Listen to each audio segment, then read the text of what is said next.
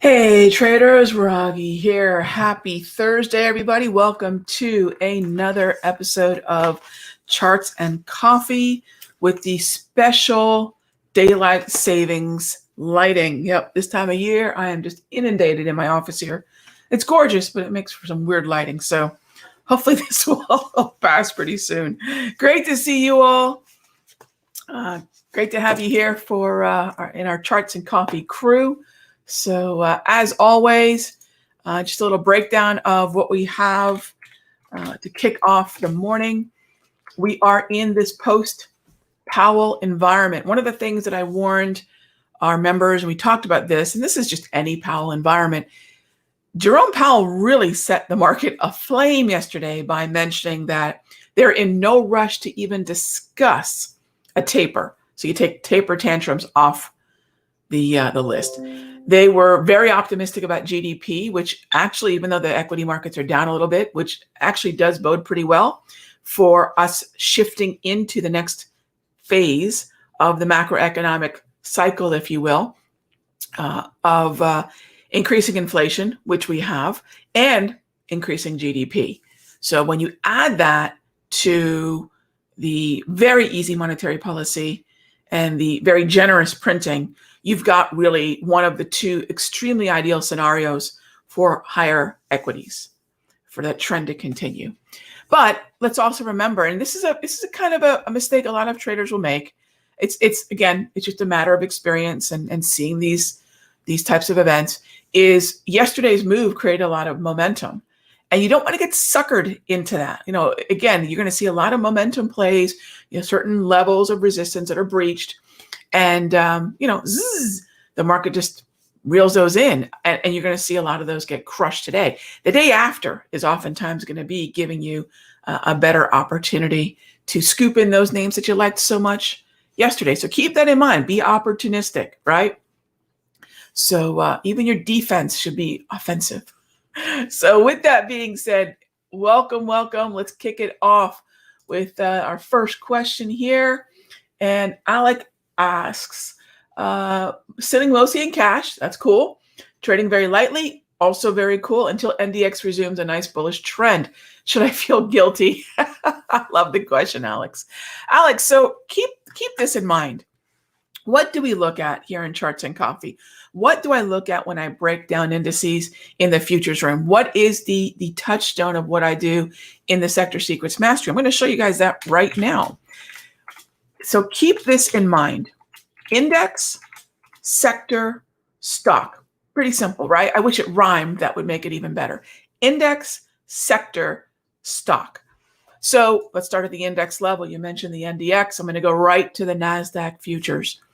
What is inside the NAS? And the NAS is choppy. Tech wreck right now. It's just a mess. It's a hot mess. This thing's been a dumpster fire. But, a lot of traders might look at the NAS through the QQQ. 6 of one, half dozen the other, gang. Same narrative. However, let's go from the index level to the sector level. Well, here's the punchline. Communications have been absolutely, what tech wreck, right? They're blissfully ignorant of what's been happening in the broader tech narrative. This is Facebook. This is Google. In fact, let me show you what XLC is, because a lot of traders are looking at XLC names and they're not quite. And the reason I mention this is if you understand the power of the XLC right now, you understand the power of these particular stocks. If you're looking at Facebook, Google, Twitter, Comcast, Disney, Viacom, just go down the list. Then go over to the chart and make sure it's participating with the broader strength of that sector. This is where the NAS has a little glimmer of hope. This is where there's clearly a bullish structure, okay? So the reason I bring that up is there's been talk of XLC names, and if those traders understand why it's working, they step back, index sector stock, they'll realize that there's plenty to like. It's just in a very small corner of what's happening in the NAS. Consumer discretionary, XLK, Apple, Microsoft, right? Let me show you the XLK, just to contrast with the XLC. So if XLC is Facebook, Google, XLK is Apple, Microsoft. Do I want any piece of this? No. right? That's the touchstone of what we look at. And then look, let me also mention, Alex, and don't feel guilty. It's really interesting. Uh, the markets are going to have other uptrends. The markets are going to give us plenty of opportunity.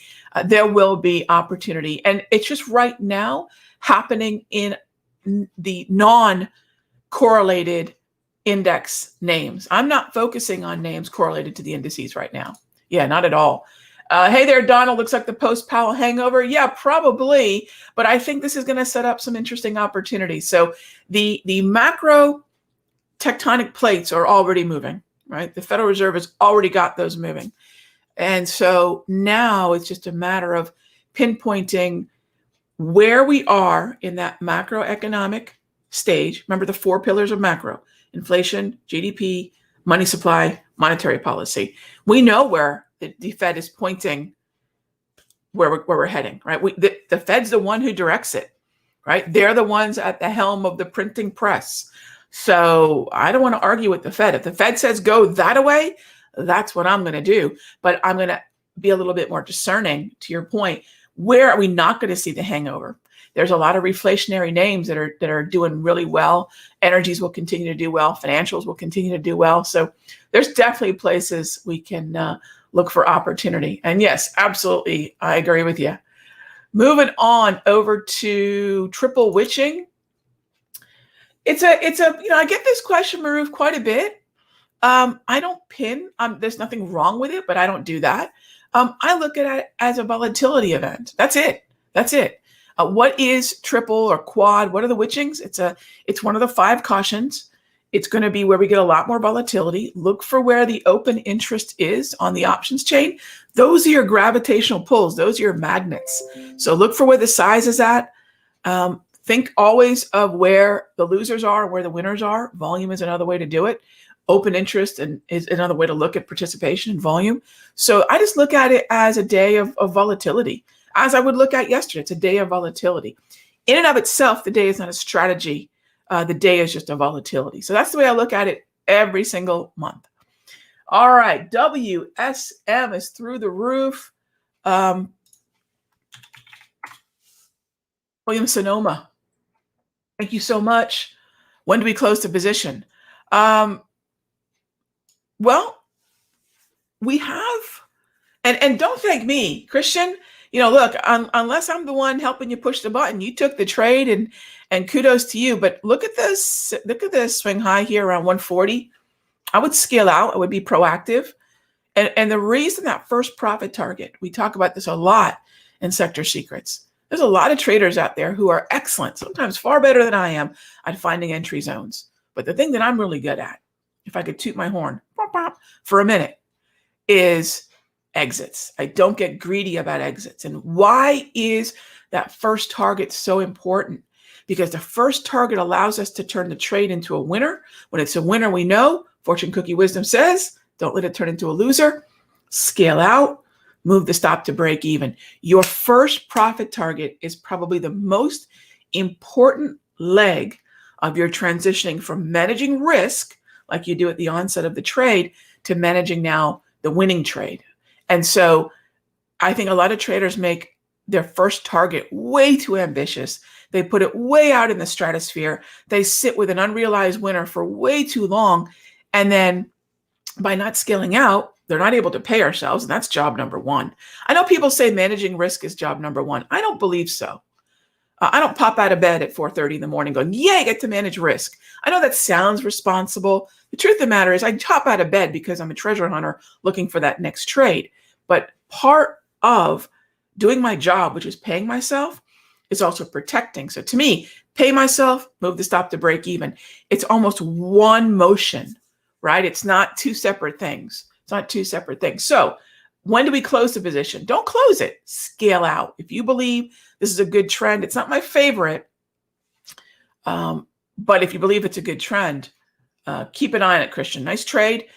Scale out. Pay yourself while you can, not when you have to. And then let's see if we can make it towards 150 to 153 as that second profit target. So thank you for the question. All right. Next up is pins. Hey there, Webuilt. All right, pins. Pins is a choppy market. Again, really important to point out that the yellow chop was preceded by a double green. That means that even in the chop, I am bullish. I'm looking for oversold buys. I'm not looking to short this market. Eliminate one side of the trade from consideration. Swing trading, day trading, whatever it is, eliminate one side of the trade from consideration and you're going to find a lot more clarity. Remember, this is the way I look at it, right? The Latin root of decision is, I think, desir. And if you really look at what the word decision or decide means, it's to cut off, So the process of deciding is to eliminate, right? Eliminate one side of the trade. You're going to find, I think, a whole lot more accuracy and clarity. And it's funny. It just inherently gives you a lot more confidence. So, I'll for sure, if you're looking long, you're going to position yourself in the path of least resistance. So, love it. Good stuff. And yes, if you want to check out the mastery, you can do so at simplertrading.com/sector. And by the way, our live trading, where we go 1:30 to 4, rebuild watch list, do some live trading, take tons of Q&A. That's this coming Monday. So stoked for that. Next up, with yields going up, do I think the SPX can bounce back or continue to drift lower? Oh gosh, yeah. The SPX, that's, whether you're looking at SPY, SPX, ES, it's all the same thing, different flavors. So do I think the S&P is, generally speaking, going to keep moving higher? Yes. I'm not going to mince my words. Absolutely. Is it going to keep punching up to higher highs in the way the market did last, say, summer, or even the way the market did, say, December to February? No, we're not going to have these kinds of markets all the time. But I do think, generally speaking, the path of least resistance is absolutely higher. There's nothing in what I saw the Fed talk about that doesn't suggest they are going to continue to support the stock market with their policies. Think of it this way. By keeping the longer end of the yield down, what have they encouraged? Spending, homes, auto, projects. And by keeping yields down, they've discouraged savings. I remember back in 1984, 6 and 7, my mom bought CDs. They used to be full-page ads in our paper on CDs, certificate of deposits, and they would yield really good returns because the interest rates were higher. When's the last time you heard anybody talking about a CD, right? Where do you go for returns? Where do you go forget alpha? Where do you go for returns? If you need to put your money somewhere, where do you go? The carry trade in currencies has been crushed because all the central banks have low rates. So the contrast, the chasm between a low rate and a slightly high rate, like there used to be between, say, the Japanese yen and the Australian dollar, or the Japanese yen and the New Zealand dollar, all of those have really just imploded. Where do you go for returns? If you're not playing SPACs, you go into the equity markets. So really, if you think about it, the Federal Reserve, by way of their policy, has just sort of siphoned us all into, we've got to be in stonks. And so, where else are we going to go? Whenever you think about where is the market going to go, think about where else could it go. Sector rotation is a more granular discussion of that. But I don't know that there's another asset class that right now is going to make a whole lot of sense. That's going to compete broadly with equities. All right. So thank you for the question. Hey there, Michael. How does my course differ? Totally different traders. Yeah, we're just totally different traders. Two different trading styles, whether that be John, Danielle, TG, Allison, whomever. Yeah, they're just different trading styles. At the end of the day, it's like martial arts, right? If you're a UFC fan out there, it's always styles, right? We're all studying martial arts. If you're in the octagon, some sort of martial art, Muay Thai, Jiu-Jitsu, Kempo, whatever, right? Muay Thai would be, I love Muay Thai, but you're looking at different styles. So I think that all of us here at Simpler, we have a style. And if you're looking at John's style versus my style versus Henry's style, you're going to see nuances. And so you then get your opportunity to look at whomever and say, okay, does that resonate with me? Is that style? Forget whether or not the trader was incredibly productive last year. Everybody was last year, gang. Think about how they entered the market, not whether they made money or not. I mean, clearly that's somewhat important, but think about how they made money, the process, the tools, the mindset. And then that's really the decision maker there. Michael, I hope that makes sense. Okay. I hope that makes sense. In another significant chat room I'm in, an experienced trader said it looks like the market is going to try to force the Fed to institute YCC and the Eurobonds are not done. What's the trade, right? Again, it's hard to comment on other traders' analysis, right? That's why I stay in my lane. What's the trade? So if you do, so let's go back to that styles question. If you do subscribe to that, if you think that is something that makes sense to you, here's what I'll say. Where's the trade? Here, when I talk about a reflation trade, when I talk about macro, we're not having a cocktail party discussion. We're not sitting around, exchanging ideas at the water cooler. I'm going to say, all right, this is the macro. This is where the focus is. This is the sector. These stocks where the focus is. So what I would say is, where's the trade? Look at that. Make sure there's some technical and structural confirmation that there is actually that idea being factored in, being discounted into that market. And that's what I would recommend you do, not just for whomever is giving you that advice, but anybody, including myself. All right. Do I still want to be in copper? Keith, how do I put this? Hell yes. I do.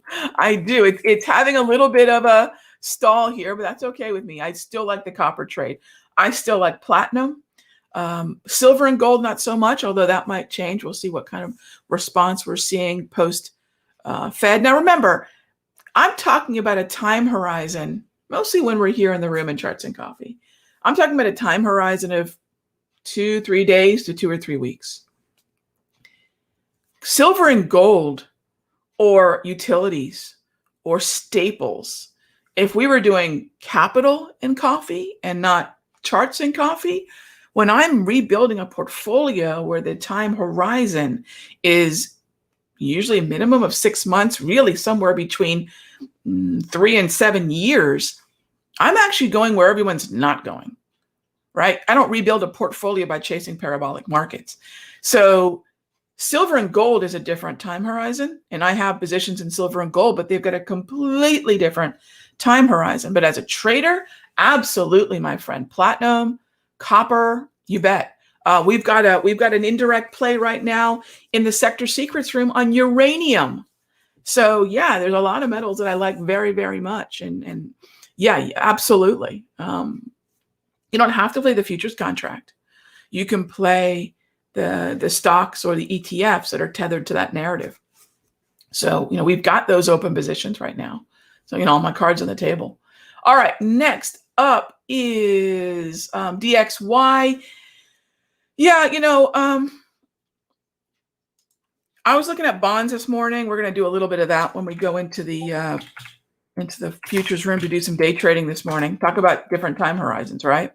So, yeah, I think that the dollar definitely sold off yesterday pretty hard because the printing press is right back on. But take a look.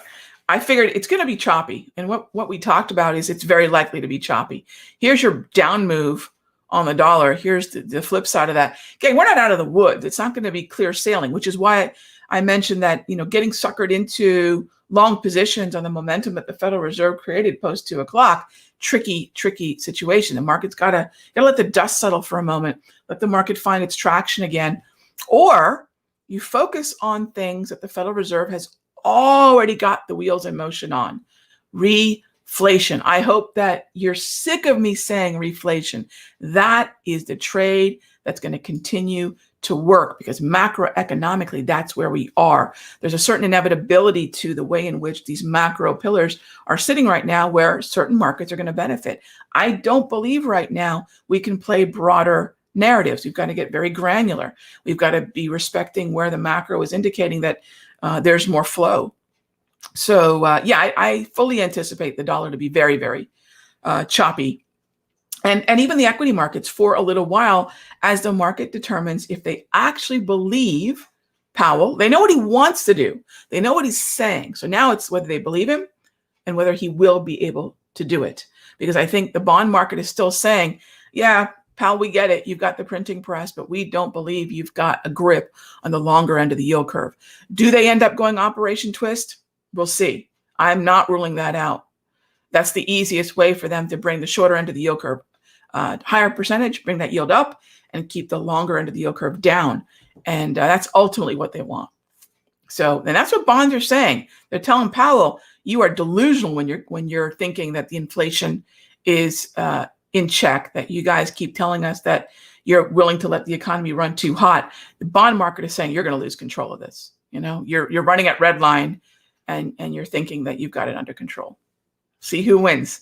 All right, gang. So with that being said, thanks as always for being part of our Charts and Coffee crew. Follow the trends, gang. That's your higher margin for error. That's your path of least resistance. Follow the trends. I'll see you tomorrow. Be good to each other.